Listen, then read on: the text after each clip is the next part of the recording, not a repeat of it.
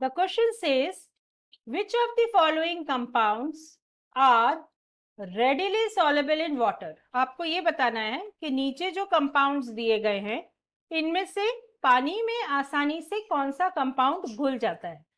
Options are BeSO4, MgSO4, BaSO4, SrSO4.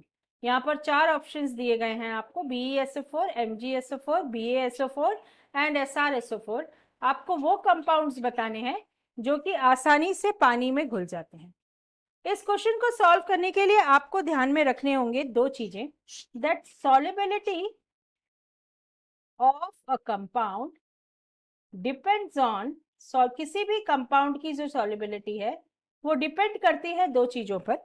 पहला है lattice energy, उस कंपाउंड की जो लैटिस एनर्जी है उस पर, और दूसरा ऑप्शन है हाइड्रेशन एनर्जी, उस कंपाउंड की जो भी हाइड्रेशन एनर्जी है उस पर.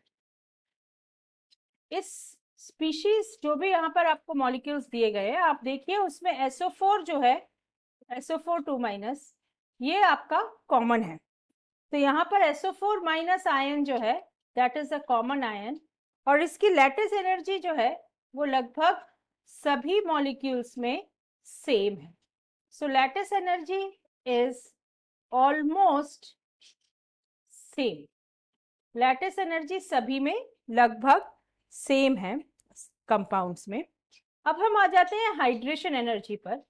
हम ये जानते हैं कि जब भी हम पीरियोडिक टेबल में डाउन द ग्रुप मूव करते हैं, डाउन द ग्रुप मतलब यदि हम यहाँ पर बात करें तो हमारे पास है beryllium, magnesium, calcium, strontium and barium.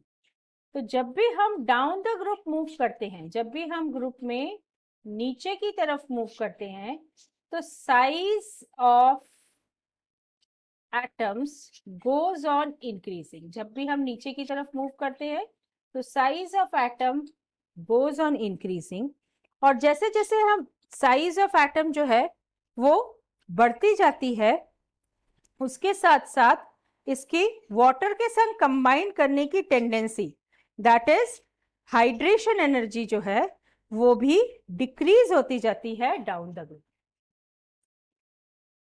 जैसे जैसे हम ग्रुप में नीचे की तरफ मूव करते हैं तो साइज ऑफ एटम इंक्रीज होता जाता है, और जब साइज ऑफ एटम इंक्रीज होता है तो उसके साथ साथ यदि हम हाइड्रेशन एनर्जी को कंपेयर करें तो hydration energy decreases down the group. Hydration energy is decreasing down the group. ये हाइड्रेशन एनर्जी या वाटर के संग कंबाइन होने की जो टेंडेंसी है ये डाउन द जो ग्रुप है ये अलग अलग होती है सबकी, और जो मेटल है वो डाउन द ग्रुप जब हम मूव करते हैं तो वो हाइड्रेशन एनर्जी जो है वो उसकी डिक्रीज होती जाती है. इसका मतलब जो BeSO4 एंड MgSO4 ये तो वाटर के संग बहुत आसानी से घुल जाएंगे, लेकिन बाकी जो कंपाउंड्स हैं जिसमें एटॉमिक साइज इंक्रीज हो गई ये आसानी से वाटर के संग कंबाइन नहीं हो सकते. इसका रीजन आप इस तरीके से भी समझ सकते हैं कि BeSO4 एंड MgSO4 इन दोनों ही कंपाउंड्स में ये रेडिली सॉल्युबल है वाटर में, ये आसानी से सॉल्युबल हो जाते हैं, रेडिली सॉल्युबल इन वाटर, ये आसानी से सॉल्युबल है वाटर में. और इसका रीजन है कि इनकी हाइड्रेशन एनर्जी जो है, hydration energy that is higher than lattice energy. लेकिन जो दूसरे हैं that is SR, SO4 and BaSO4 they are insoluble in water. ये आसानी से सॉल्युबल नहीं होते वाटर में, इनसॉल्युबल इन वाटर, क्योंकि इनकी जो हाइड्रेशन एनर्जी एंथैल्पीज है दैट इज लोअर.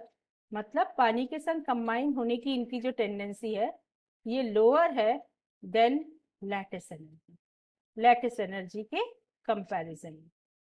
तो इस कारण से आपसे जो पूछा गया था कि यहाँ पर जो 4 कंपाउंड्स दिए गए हैं उनमें से कौन से कंपाउंड जो हैं वो वाटर में इजीली सॉल्युबल होंगे। तो यहाँ पर जो सही ऑप्शन होगा that is BeSO4 and MgSO4. First and second option is the correct answer for this question. Hope you understood the answer well. Best of luck.